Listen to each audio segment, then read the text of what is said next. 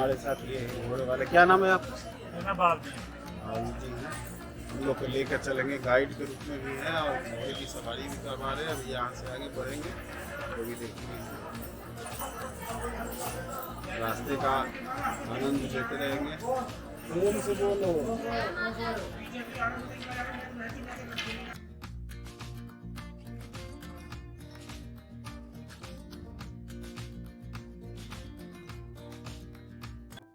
अभी हम चढ़ाई कर रहे हैं।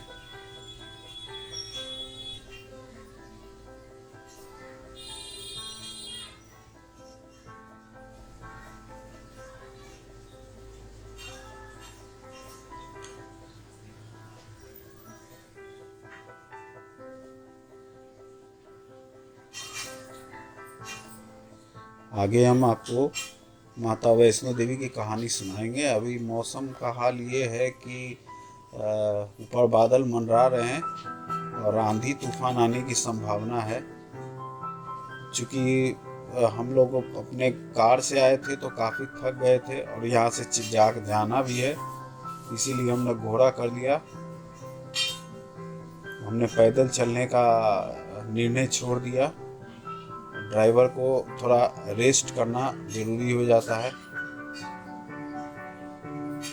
उसके बाद हम लोग आगे दिखाएंगे और आपको एक कहानी भी सुनाएंगे माता वैष्णो देवी की, जो हमने पौराणिक किताबों में पढ़ा है। और हमने जो कहानी पढ़ा है वो मैं आपको जब तक चलते हुए आपको सुनाता हूँ, सुनते रहिएगा, ठीक है? हमारे साथ बने रहिएगा, आपको सुनाता हूँ मैं। आंधी आ गई है, आंधी तूफान में हम लोग जा रहे हैं। आपको रास्ते दिखाएंगे, ये रास्ते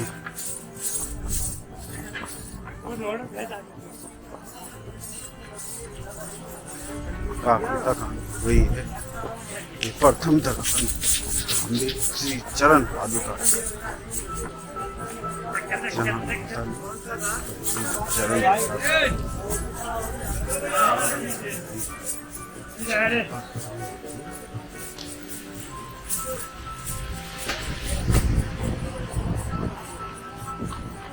यहाँ खाने वाने का सारा इंतजाम है।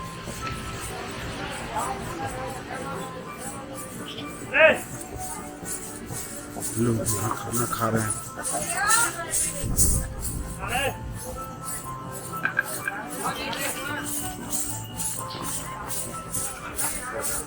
आंधी आ गई चारों तरफ।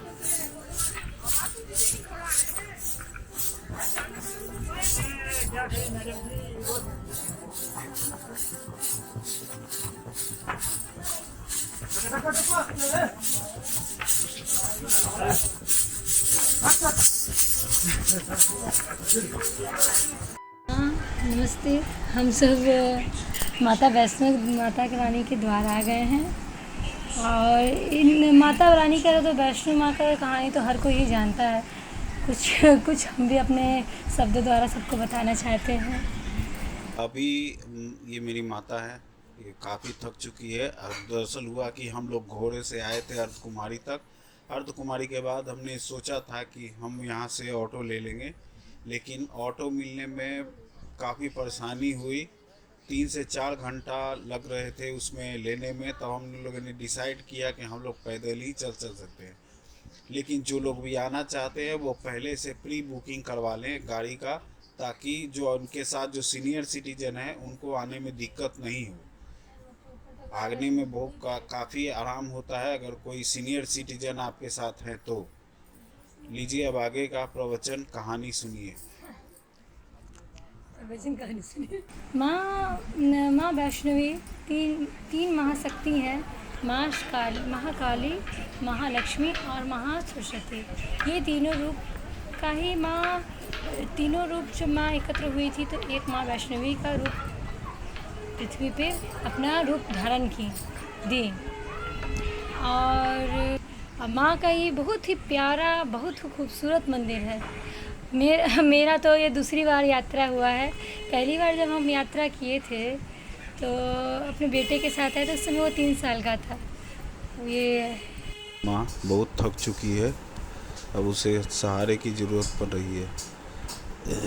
मैं बेटी को भी देख रहा हूँ, रिकॉर्डिंग भी कर रहा हूँ, लेकिन माँ को सपोर्ट नहीं कर पा रहा हूँ। लेकिन भैया का बहुत धन्यवाद, माँ को पीछे से सपोर्ट करके माँ को आगे बढ़ा रही है, और ताकि उसको थकान ना हो। और इसी सपोर्ट, कभी वो सपोर्ट दे रहे थे, कभी हम सपोर्ट कर रहे थे। सबसे ज़्यादा सपोर्ट उसकी बहू ने उसको किया, तब जाके वो अपनी माता के दर्शन के लिए ऊपर पहुंच सकी। दूसरी बार माँ की आज्ञा से ही कहिए माएँ हैं। मैं अपनी बेटी का मनता किए थे कि माँ मेरी बेटी एक होगी तो हम आपके चरण में आएंगे, उसका मुंडन करवाएंगे। इसीलिए हम आए हैं माँ के द्वार, अपनी बेटी का मुंडन करवाया है। क्योंकि जो माँ जो देती है ना, अगर आप इच्छा मन में रखे हो तो वो ज़रूर पूरा होता है। ये हम विश्वास है मेरा, और ये बहुत सब लोगों का ही विश्वास है। क्योंकि माँ वहाँ आदि शक्ति माँ बैठी हैं, तीनों भवानी माँ। और आगे कहानी तो यही है, कन्या के रूप में आई थी माँ, और वो कन्या एक राजा के घर में पैदा हुई थी। वो राजा का तो हम नाम नहीं जानते। हाँ, रत्नाकर राजा थे उनके घर में। तो वो बहुत ही पवित्र और वैष्णवी थी, वैष्णवी माँ ही माँ के रूप में थी। उनको मांस मदिरा ये सब कुछ पसंद नहीं था। माँ, उनके पिताजी जब जंगल में शिकार करने जाते थे तो उनको ये सब चीज़ पसंद नहीं था। कहते थे कि पिताजी आप क्यों हिंसक जंतुओं का शिकार करते हैं? जब हम किसी चीज़ को जीवित नहीं कर सकते तो उसको मारने का हमें अधिकार नहीं है।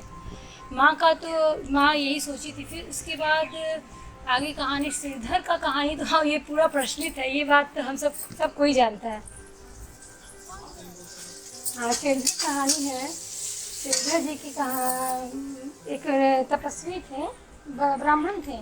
ब्राह्मण के घर में उनको कोई संतान नहीं थे। तो माँ वो चाहते थे, माँ का बहुत बड़े भक्त थे वो, तो वो चाहते थे कि मेरे घर में एक पुत्री रत्न हो तो हम पूजा करें माँ का। तो हमेशा पूजा करते थे। तो माँ उनके घर पे आई, छोटी कन्या के रूप में आई थी माँ उनके घर पे, एक 3-4 साल की लड़की के रूप में। माँ हमेशा उनके घर में रही, पूजा पाठ सब। फिर माँ एक बार भंडारा करवाई, तो भंडारा में बोली ना कि सब ऐसा खाना बनाओ कि यहाँ खाना बोली बनाने आ, कही कि वैष्णवी रूप में, मतलब प्याज लहसुन का त्याग करके खाना बनाने की बोली। और कही कि पूरे गांव को तुम न्योता दो, गरीब ब्राह्मण थे वो, कही कि पूरे गांव को न्योता दो। तो बेचारा सोचे कि क्या पता हो पाया कि नहीं। फिर भी वो सारे गांव को बुलाए, सबको बोले। तो सब आदमी, उनको बहुत आदमी दुत्कार हुए थे, भिखारी ब्राह्मण है, इतना कोई बोला कि गरीब ब्राह्मण भिखारी ये क्या सबको खिलाएगा। लेकिन माँ का जहाँ आशीर्वाद था, तो जहाँ माँ स्वयं अन्नपूर्णा माँ विराजमान होती हैं, तो वहाँ किसी चीज़ की कमी नहीं होती।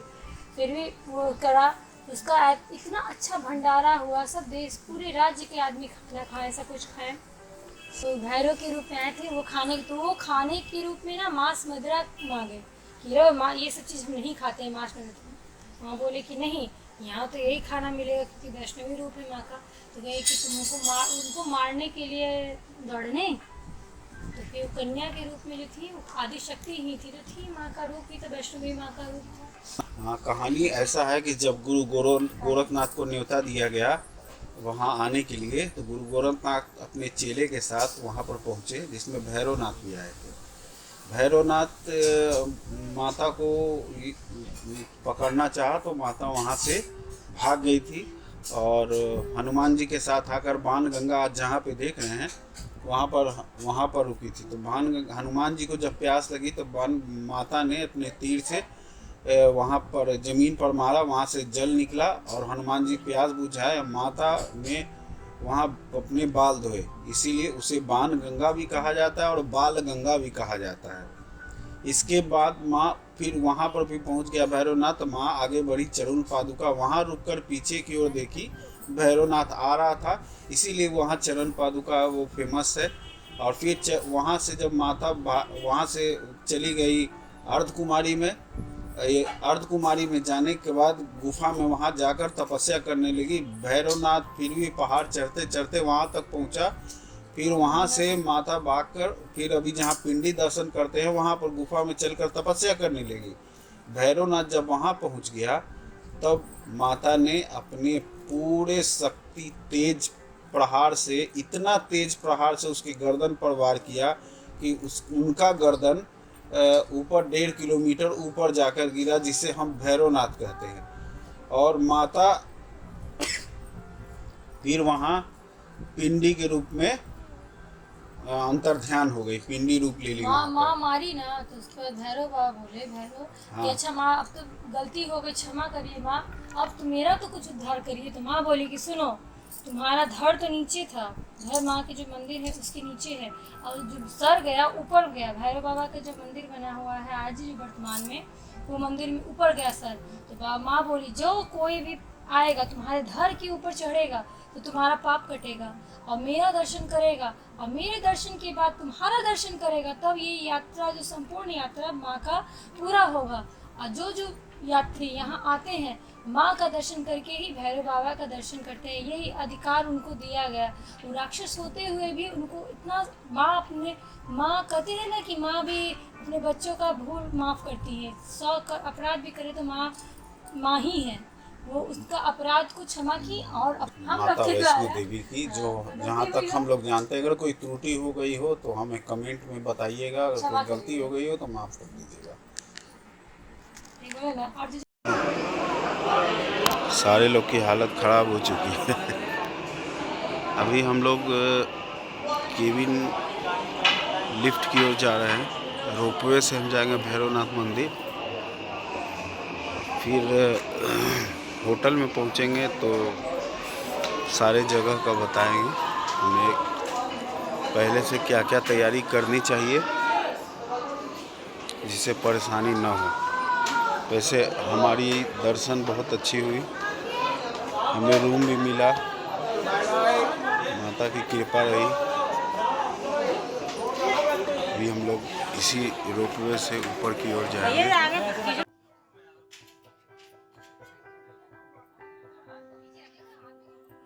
हम लोग मंदिर नहीं दिखा सके क्योंकि हम लोग जब ऊपर पहुँचे तो मंदिर में जब जा रहे थे तो हमारे कैमरा वहाँ अलाउड नहीं थे, इसीलिए हमने कैमरा को लॉकर रूम में रख दिया। लॉकर रूम में रखने के बाद हम लोग आज अच्छे से दर्शन किए, दर्शन काफ़ी आसानी से हुई। रोपवे का टिकट भी काफ़ी अच्छे से मिला, जल्दी मिला, इसके लिए इंतज़ार नहीं करना पड़ा। अब हम लोग रोपवे में हैं, रोपवे से आगे बढ़ रहे हैं, और हमें खेद है कि हम मंदिर का दर्शन नहीं करा सके, वहाँ नहीं करा सके, क्योंकि हम लोग बहुत थक गए थे, इतना थक गए थे कि कुछ पता नहीं था। और वो जो सीढ़ी देख रहे हैं ये पुराने वाले रास्ते हैं, इसी रास्ते से पहले जब रोपवे नहीं थी तो इसी रास्ते से लोग ऊपर भैरवनाथ के दर्शन के लिए आते थे। हम पहले भी आ चुके हैं, 2 बार आ चुके हैं, तो हमको पैदल ही आना पड़ा था। पैदल ये काफ़ी खड़ी चढ़ाई है, और खड़ी चढ़ने में तो काफ़ी तकलीफ़ होती है। बहरहाल फिर हम आगे की ओर दिखाएंगे आपको भैरवनाथ में कैमरा ले जाना अलाउड है या नहीं है, चूँकि हमने नीचे बात की थी कि भैरवनाथ में कैमरा अलाउड है या नहीं, लेकिन कुछ लोगों ने बताया कि वहाँ भी कैमरा अलाउ नहीं है।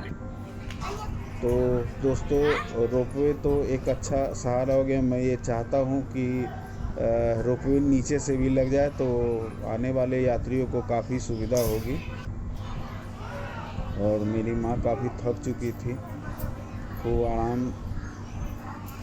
खूब आराम तो नहीं मिला उसको, लेकिन हाँ, रात में आने के बाद हम लोग सो गए। हमने डॉर्मेट्री में रूम लिया, हम लोग को 120 रुपये पर हेड रूम मिला, इजी वे में रूम मिला, और सिर्फ 4 ही बेड, 6 बेड खाली थे, जिसमें 4 बेड हम लोग को मिला।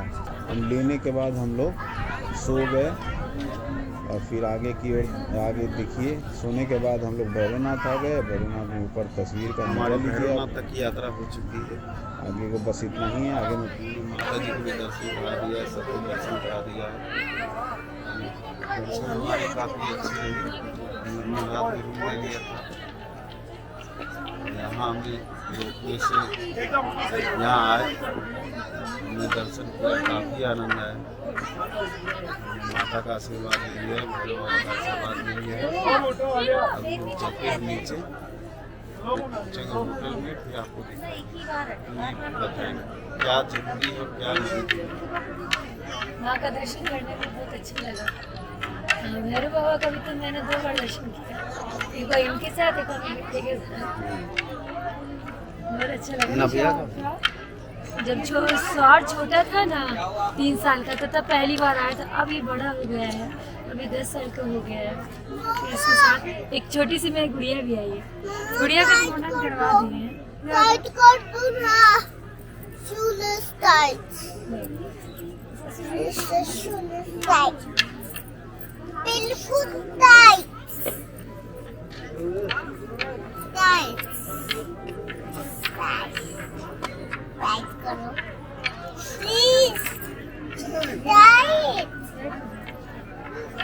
एक बैग उधर भी है।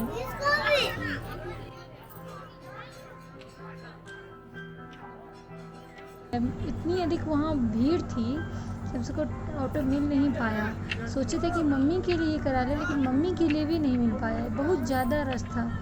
तो इसके लिए हम फिर सब पैदल चढ़ाई, 5 किलोमीटर और बच गया था ना चढ़ाई, 5 किलोमीटर और हम लोग चढ़ाई पैदल किए। 5 से या 7 किलोमीटर चढ़ाई बची थी, तो पैदल किए।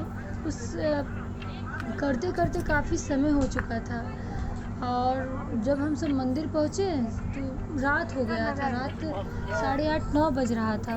तो 9 बजे मम्मी बहुत थक चुकी थी, हम भी सब थोड़ा थके थे, तो हम सब सोचे चले सुबह दर्शन कर लेंगे, क्योंकि मंदिर में पहुँचने के समय इतना अधिक भीड़ था कि हम बता नहीं सकते।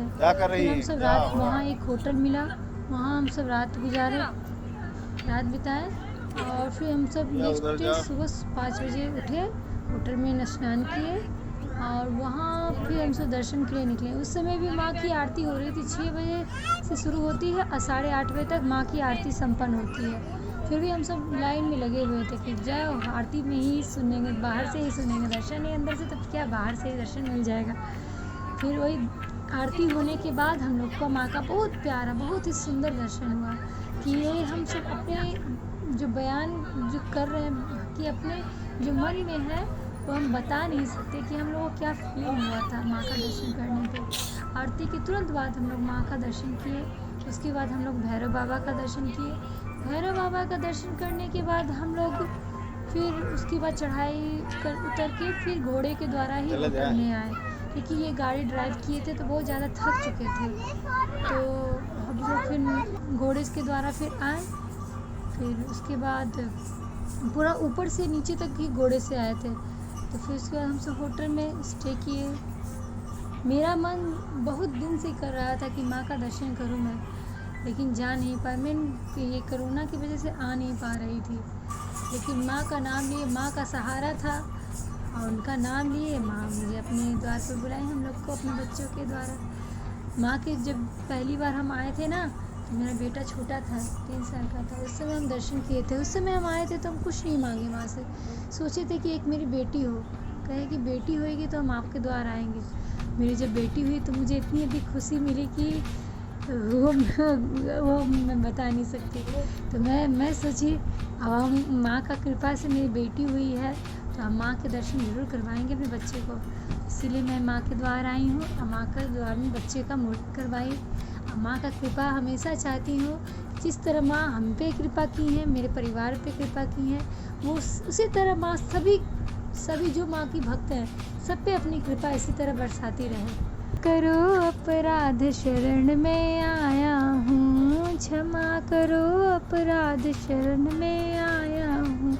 बालकपन खेलों में गवाया, यौवन विषयों में भरमा, बूढ़ापन कुछ काम न आया, जीवन सफल बनाओ शरण में आया हूँ। क्षमा करो अपराध शरण में आया हूँ।